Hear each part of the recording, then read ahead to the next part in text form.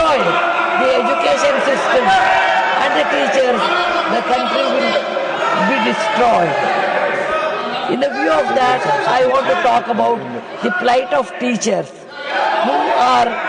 सुधा जी बोल रहे हैं, प्लीज. नो, ऑलरेडी चेयरमैन साहब इसमें अपने ले दे दिए. No, please. Sir, look at the condition.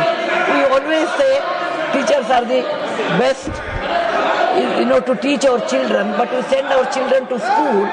But how many teachers are really good?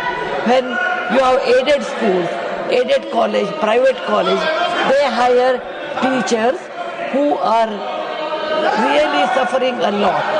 They don't get, they get salary only for 10 months, not even for 12 months. They don't get maternity leave.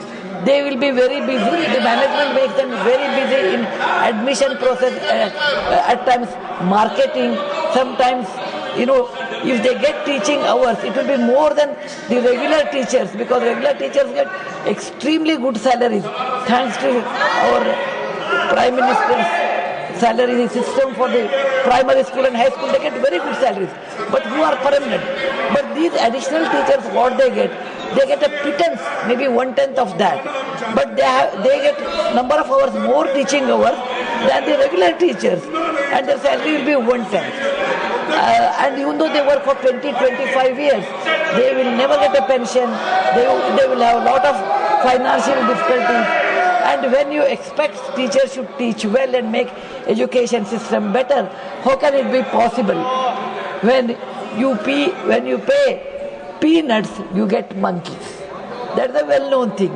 So I look at the teachers' plight in education system, where they do additional work, and teachers who are trained in education system are doing more commercial work when it is against their wish, and they don't get paid.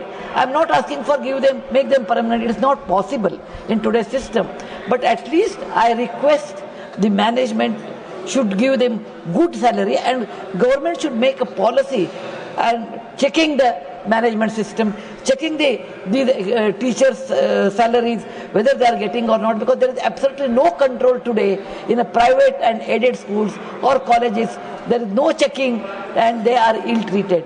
If you have bad teachers, please remember what you will do to the entire generation. On the behalf of all those non-confirmed teachers, I'm standing here and asking government to make a policy or a method to check their salaries and their work. Thank you, Sudha ji. माननीय Shri Sukhendu Sekhar Roy, need for fencing of Indo Bangladesh border. माननीय Shri Sukhendu Sekhar Roy, not present. माननीय Shri Ramchandra Jangra, demand for conferring Bharat Ratna to Swami Kalyan Dev. धन्यवाद मान्यवर, आज मैं आपके माध्यम से एक बहुत बड़ी महत्वपूर्ण विषय सदन के सामने रख रहा हूं. मान्यवर, पूरा भारत ब्रह्मलीन स्वामी कल्याण देव जी से परिचित है. वह एक ऐसी महान विभूति थे जिन्होंने शिक्षा व भारतीय संस्कृति के विकास हेतु अपने जीवन के 100 साल लगाकर अद्भुत व अविस्मरणीय कार्य किया. मान्यवर, इस महान संत का जन्म उत्तर प्रदेश के छोटे से गांव में 26 जून 1876 को एक विश्वकर्मा परिवार में हुआ था. 128 साल की आयु में उन्होंने 14 जुलाई 2004 को भगवत की जन्मस्थली सुकरताल में अपना पंचभौतिक शरीर का त्याग किया था. उनमें बचपन से वैराग्य के भाव थे, इसलिए उन्होंने 14 साल की उम्र में घर त्याग दिया और 17 साल की उम्र में 1893 में उनकी मुलाकात राजस्थान के खेतड़ी के महाराज के यहाँ स्वामी विवेकानंद से हुई थी. स्वामी विवेकानंद ने उनको कहा कि युवक, भगवान किसी मठ मंदिर में नहीं, गरीब की झोपड़ी में बसता है. गरीबों की सेवा को अपना लक्ष्य बनाओ, तुम्हें भगवान की प्राप्ति हो जाएगी. मान्यवर, स्वामी विवेकानंद के ऊपर एक शब्दों को गुरु मंत्र मानकर उन्होंने 1900 में स्वामी संपूर्णानंद जी से संन्यास की दीक्षा ली और गरीबों को शिक्षित करने के लिए जीवन को के 100 वर्ष लगाए.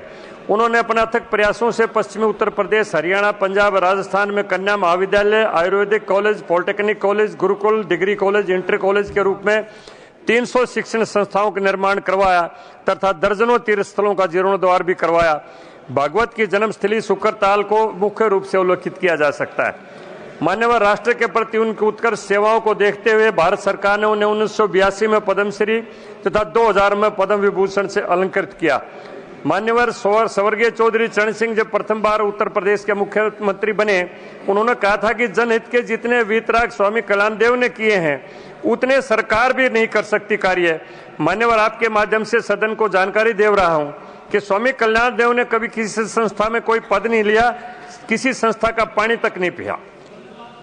जिस भी संस्था में रुकते थे, निरीक्षण के लिए जाते थे, बाहर के कुएं से पानी लाके पीते थे और 5 घरों से भिक्षा का आटा मांगकर वहां की रोटी खाते थे।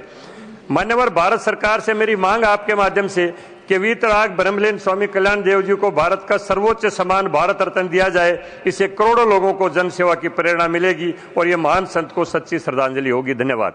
हिमाचल प्रदेश को 4 मेडिकल कॉलेज चंबा, नाहन, मंडी, हमीरपुर व 1 एम्स बिलासपुर की सौगात मिली।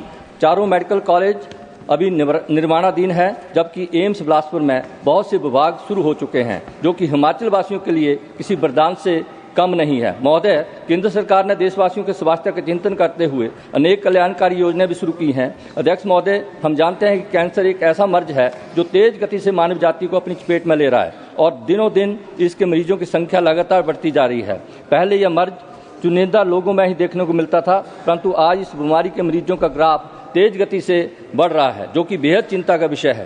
पहले यह मर्ज बुजुर्गों में अधिकतर देखने को मिलता था, परंतु वर्तमान समय में महिला, पुरुष, बच्चा, बूढ़ा, जवान सभी इस गंभीर बीमारी की चपेट में आ रहे हैं। विडंबना यह है कि इस बीमारी का पता भी अक्सर तब चलता है जब इसका इलाज कर पाना लगभग असंभव हो जाता है। कहा जाता है कि लगभग 5 में से 1 व्यक्ति को अपने जीवन काल में कैंसर होता है और लगभग 9 में से 1 पुरुष और 12 महिलाओं में से 1 महिला की इस बीमारी से मृत्यु हो जाती है। वर्तमान समय में हमारे देश में लाखों लोग इस बीमारी से ग्रस्त हैं और अधिकतर लोगों को इस बीमारी से मृत्यु हो जाती है। अध्यक्ष महोदय, हिमाचल प्रदेश में भी कैंसर के मरीजों की संख्या बढ़ती जा रही है और हिमाचल में इस बीमारी के इलाज के लिए कोई उपयुक्त अस्पताल भी नहीं है। हालांकि माननीय केंद्रीय स्वास्थ्य मंत्री आदरणीय श्री जगत प्रकाश नड्डा जी ने 7 मार्च 2025 को एम्स में पैट स्कैन मशीन का शुभारंभ किया, जिससे कैंसर रोग को आसानी से डिटेक्ट किया जा सकेगा और यह हिमाचल का पहला अस्पताल है जहां पैट स्कैन की सुविधा जनता को समर्पित की गई है। अध्यक्ष महोदय,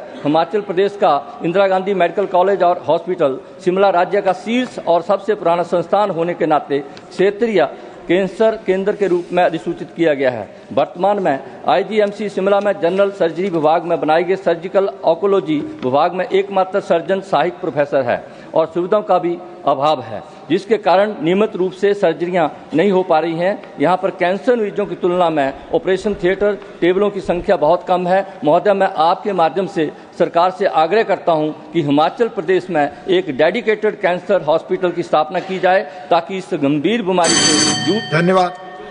माननीय Shri Satnam Singh Sandhu demand to grant tribal status to marginalised tribal communities from Punjab. बहुत बहुत धन्यवाद सर। मैं पंजाब की बेहद पछड़ी हुई जनजाति वर्गों, जिनमें मुख्य रूप में बाजीगर, बौरिया, गडला, नट, सांसी, बराद और बंगाली कम्युनिटी शामिल हैं, को अनुसूचित जनजाति का दर्जा देने का मुद्दा सदन के सामने